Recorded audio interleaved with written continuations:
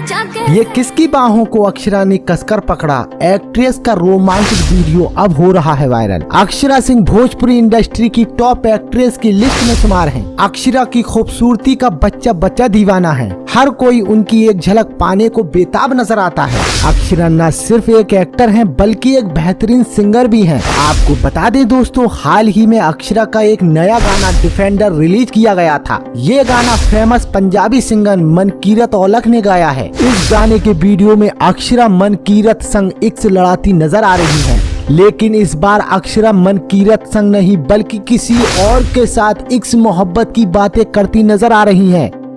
इस video clip में अंशु मान के हाथ में शादी का कार्ड नजर आ रहा है। अक्षरा प्यार भरी आंखों से पहले कार्ड को देखती हैं, फिर अंशु मान को देखती हैं और उनकी बाहों को कसकर पकड़ लेती हैं। ये वीडियो इंटरनेट की दुनिया में काफी तेजी से वायरल हो रहा है।